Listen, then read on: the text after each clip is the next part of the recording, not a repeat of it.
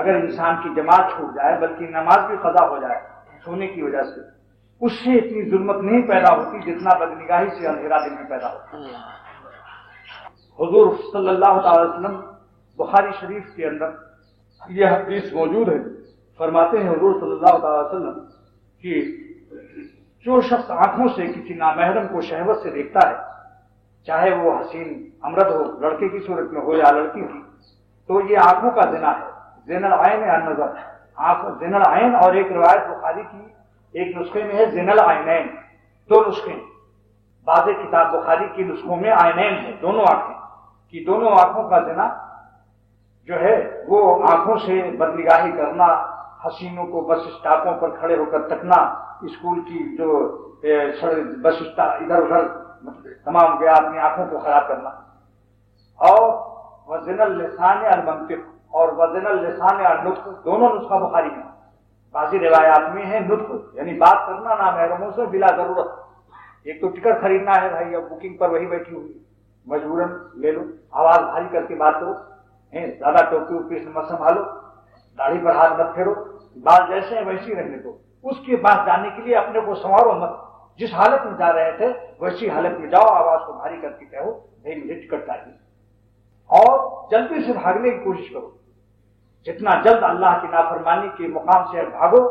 جن بستیوں پر عذاب نازل تھا، رسول اکرم صلی اللہ علیہ وسلم قوم سمود کی بستی سے جب گزرے تو آپ نے اپنا چہرہ بھی چھپا لیا کہ میں اللہ کے عذاب کی بستی کو دیکھنا بھی نہیں چاہتا، اور جلدی جلدی اونٹنی کو تیز کر دیا، اور بعض صحابہ نے جو آٹے گوندھ لیے تھے وہاں کے پانی سے اس کو بھی پھینکوا دیا، فرمایا یہاں کے پانی پر بھی عذاب کا اثر ہے، اور یہاں روتے ہوئے چلو، روتے ہوئے۔ لہذا آج ہم سینما ہاؤس سے جب گزرتے ہیں تو وہاں کے ایڈورٹائز کے بورڈوں کی طرف مت دیکھو، جلدی سے استغفر اللہ کہتے ہوئے گزر جاؤ، اور جہاں بھی اللہ کی نافرمانی ہوتی ہو ان کو مت دیکھو۔ یہ نہ سوچو کہ یہ تو نافرمانی کر رہی ہیں تو میں اپنی آنکھوں کو کیوں بچاؤں، نہیں، کسی باپ کی بیٹی اگر نالائق ہو اور وہ اپنے کو کھلا کھلا دکھا رہی ہو تو جو باپ کے دوست ہیں اگر وہ اس کو بری نظر سے دیکھیں گے تو باپ اس کو کہے گا آپ نے میری بیٹی کو، وہ تو نالائق تھی، تم نے کیوں بری نظر سے دیکھا، تم تو میرے دوست تھے۔ تو اللہ کی جو بندیاں نالائق ہیں، نافرمانی سے نکل رہی ہیں، بے پردہ ہیں، اگر وہ نالائق ہیں تو آپ اگر لائق بننا چاہتے ہیں تو آپ کو اپنی آنکھوں کی حفاظت کرنی پڑے گی۔ اگر آپ اللہ کے ولی بننا چاہتے ہیں تو آپ کو اللہ سے اس معاملے میں اپنے کو بچانا پڑے گا۔ یہ نہیں آپ کہہ سکتے کہ صاحب کیا کریں، صاحب وہ بھی تو ہیں، ان پر بھی تو گناہ ہوگا، ان کا گناہ الگ ہے، لیکن آپ تو ولی بننا چاہتے ہیں،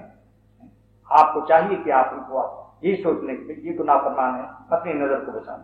میرے اللہ کی بندیاں ہیں، ہم ان کو نہیں دیکھتے۔ دیکھو ایک شریف باپ ہے، آپ سے اس کی دوستی ہے، کوئی لڑکی نالائق ہو جائے اور فلم ایکٹرس بن جائے اور ناچ رہی، اور باپ کا دوست جا کے اس کا ناچ دیکھ لے، اس کو دوست بنائے گا کہ تم نے میری لڑکی کو بے حیائی کی حالت میں کیوں دیکھا، تم آج سے میں تمہارا دوستوں کے رجسٹر سے نام خارج کرتا ہوں۔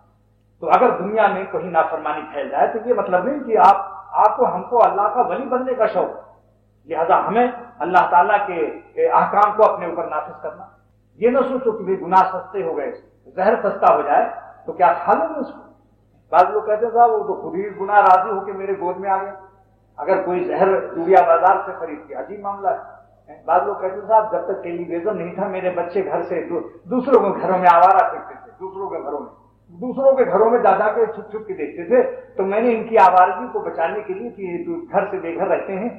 برے صحبتوں میں رہتے ہیں، تو میں نے ٹیلی ویژن خود خرید کے اپنے گھر میں رکھ لیا۔ اب میرے بچے بالکل نہیں کہیں جاتے، لیکن ہمارے بزرگوں نے فرمایا کہ بھائی یہ تو زہر تم نے اپنے گھر میں لا کے رکھ دیا، پہلے تو پھر بھی دور جا کر کھاتے تھے۔ سانپ کا پٹارا، مولانا راہل صاحب دامت برکاتہ نے فرمایا کہ یہ سانپ کا پٹارا ہے، اور بنگلہ دیش میں بیان کیا کہ ہندوستان میں ایک خاندان اسی سے برباد ہو گیا۔ ٹیلی ویژن پر اس نے ڈاکہ کا فلم دیکھی، اس نے چوروں سے مل کر اپنے گھر میں ڈاکہ ڈلوایا، سارا مال بھی گیا، ڈاکوؤں نے اس لڑکے کو بھی لے کے بھاگ گئے کہ یہ کہیں گواہی نہ دے دے، تو اولاد سے بھی گئے، مال سے بھی گئے۔ اللہ تعالیٰ واقعی روز بروز ہمارے حالات کیا ہیں، تو یہ جو ہے اس کا علاج جو حکیم الامت نے بیان فرمایا، یہ اس بیماری میں دوستو بہت ہمت کرنی پڑتی ہے، بہت ہمت کرنی پڑتی ہے، تب جا کے انسان بچ پاتا ہے، جب تک کہ اس کا بیلنس نہ نکالے گا بچ نہیں سکتا۔ یہ دیکھو کہ دیکھنے کے بعد جو پریشانی ہوتی ہے اور نہ دیکھنے کی جو پریشانی ہوتی ہے، دونوں ترازو میں رکھو۔ اگر آپ کو دیکھنے کے بعد کی پریشانی زیادہ محسوس ہوتی ہے تو پھر آپ دوسری ہلکی پریشانی کو برداشت کرو. اور اگر کوئی بے حس آدمی ہے جس کو دیکھنے سے